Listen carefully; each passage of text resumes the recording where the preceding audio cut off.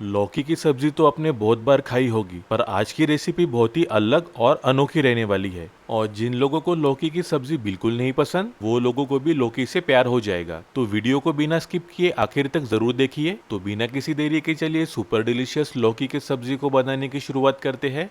Hello दोस्तों, मेरा नाम है जॉन और आप देख रहे हैं मेरा चैनल जॉन्स किचन। तो चलिए लेट्स गो। तो यहाँ पे मैंने लौकी को पहले से ही धो के और इसका छिलका निकाल के कट कर लिया है। और लौकी को इस तरीके से हम राउंड शेप में कट कर लेंगे, जैसे कि देख सकते हो आप। अब इसमें कुछ सूखे मसाले मिलाने वाला हूँ। तो सबसे पहले डालेंगे हल्दी पाउडर आधा चम्मच के करीब, और फिर डालेंगे काश्मीरी लाल मिर्च पाउडर 3/4 से 1 चम्मच के करीब। इससे बहुत ही अच्छा रंग आएगा। और फिर डालेंगे इसमें नमक हम स्वाद के अनुसार, थोड़ा कम या ज़्यादा।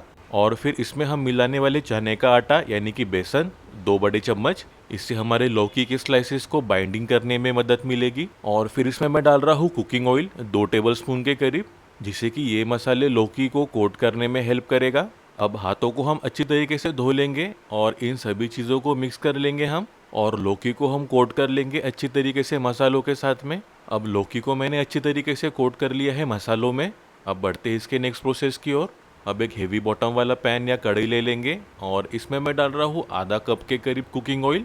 एक बार ऑयल को हम फैला लेंगे अच्छी तरीके से पैन के चारों ओर में। फिर हमने जो लौकी को मसाले में कोट करके रखा था वो इसमें डाल देंगे एक एक करके। अब लौकी को हम एक साइड से फ्राई होने के लिए छोड़ देंगे कुछ 2 से 3 मिनट के लिए स्लो मीडियम आंच पर। अब लगभग 3 मिनट हो चुके हैं। अब इन लौकी की साइड्स को हम बदल देंगे इस तरीके से कोई भी चम्मच या चिमटे की मदद से। और दूसरे साइड से भी हम फ्राई कर लेंगे लौकी को अच्छी तरीके से 2 से 3 मिनट।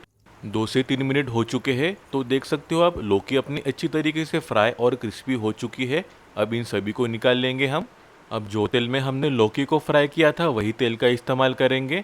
अब कुछ खड़े मसाले डालेंगे। तो सबसे पहले मैं यहाँ पे डाल रहा हूँ तेज़पत्ता कुछ 2 से 3। और फिर इसमें हम डालने वाले हैं दालचीनी का टुकड़ा 2 इंच का। अब इसमें डालेंगे बड़ी इलायची या काली इलायची कुछ 1 से 2। अब डालेंगे स्टार एनिस कुछ 1 से 2। और फिर इसमें जाएगा लौंग और इलायची 2 से 3। और अब इसमें डालने वाले हम साबुत जीरा 3/4 से 1 चम्मच। और अब इसमें डालेंगे हम सौंफ यानी कि फेनल सीड 1 चम्मच के करीब। अब मिला लेंगे हम सभी खड़े मसालों को एक साथ और मिक्स कर लेंगे हम। और इन सब खड़े मसालों को आपके लोकल लैंग्वेज में क्या बुलाया जाता है मुझको कमेंट करके प्लीज़ ज़रूर बताना।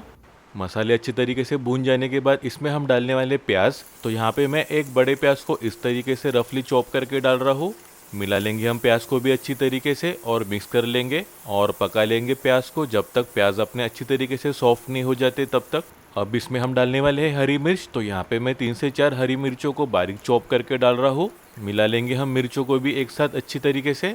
अब डालेंगे हम अदरक और लहसुन का पेस्ट 2 बड़ा चम्मच। अब अदरक और लहसुन के पेस्ट को भी हम मिला लेंगे अच्छी तरीके से बाकियों के साथ में और भून लेंगे इन्हें कुछ 1 मिनट के लिए इसी तरीके से।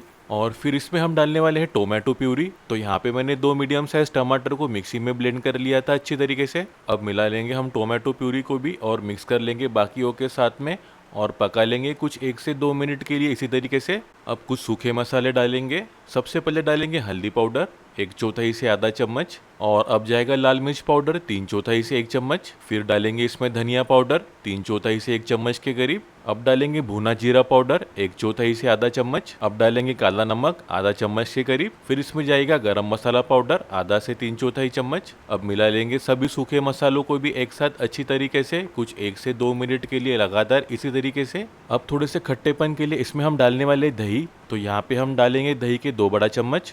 अब मिला लेंगे हम दही को भी अच्छी तरीके से और मिक्स कर लेंगे इन्हें हम बाकियों के साथ में और फेंट लेंगे कुछ 1 से 2 मिनट के लिए इसी तरीके से।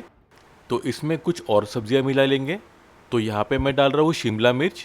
जैसे कि कढ़ाई पनीर में शिमला मिर्च होता है उसी तरीके से मैंने कट कर लिया है इसे। और साथ में प्याज को भी मैंने इसी तरीके से सेम कट कर लिया है। और टमाटर को मैंने मीडियम साइज में कट कर लिया है। इन सभी चीज़ों को हम मसाले में डाल देंगे दोस्तों। और अब इन सब्जियों को भी हम मसालों में मिक्स कर लेंगे अच्छी तरीके से और चलाते रहेंगे कुछ 1 से 2 मिनट के लिए इसी तरीके से हम। और साथ में हमने जो लौकी को पहले से फ्राई करके रखा था वो भी इसके साथ में डाल देंगे एक एक करके आराम से। और एक बार सभी लौकी के स्लाइसेस को हम मसालों के साथ में मिक्स कर लेंगे और मिला लेंगे अच्छी तरीके से हम चम्मच की मदद से। अब ग्रेवी के लिए इसमें हम 1/4 कप के करीब पानी ऐड करेंगे।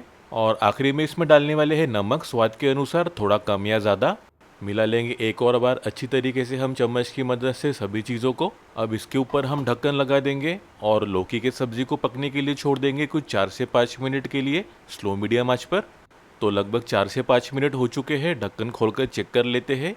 तो देख सकते हो सब्जी अपनी बढ़िया तरीके से पक चुकी है और इसमें खुशबू भी इतनी लाजवाब आ रही है कि आपको क्या बताऊं। और आखिरी में थोड़ा फ्लेवर के लिए इसमें हम डालने वाले हैं सूखी हुई कसूरी मेथी। इसे थोड़ा हम क्रश करके डालेंगे दोस्तों इस तरीके से, इससे बहुत ही अच्छा फ्लेवर आएगा सब्जी में। और आखिरी में इसमें डालेंगे हम बारीक कटा हुआ मिस्टर हरा धनिया गार्निशिंग के लिए। और ये अपनी झटपट और आसान तरीके से लौकी की ये वाली सब्जी बनके तैयार हो चुकी है दोस्तों। और इस तरीके से आप सब्जी बनाओगे तो घर वालों को तो बहुत ज़्यादा पसंद आने वाली है, ये मेरी गारंटी है। और बच्चे भी इसे बड़े मज़े के साथ खाएंगे। तो जल्दी से आज ही ये लौकी के इस तरीके वाली सब्जी बनाओ और मुझको कमेंट करके ज़रूर बताना आपको ये रेसिपी कैसी लगी। वीडियो अच्छी लगी हो तो प्लीज़ एक प्यारा सा लाइक ज़रूर कर देना। अपने दोस्तों और रिश्तेदारों के साथ ये रेसिपी को ज़रूर शेयर करो और ऐसे बेहतरीन रेसिपीज़ के लिए मेरे चैनल को सब्सक्राइब ज़रूर कर लेना। बेल आइकन को दबाना बिल्कुल मत भूलना, इससे आपको मेरी हर वीडियो की नोटिफिकेशन मिलती रहेगी। और ऐसे बेहतरीन रेसिपीज़ के लिए मेरे ये वीडियोज़ को भी क्लिक करना बिल्कुल मत भूलिए। तो मिलते हैं एक नई रेसिपी के साथ, तब तक अपना ख्याल रखना। Bye, thank you.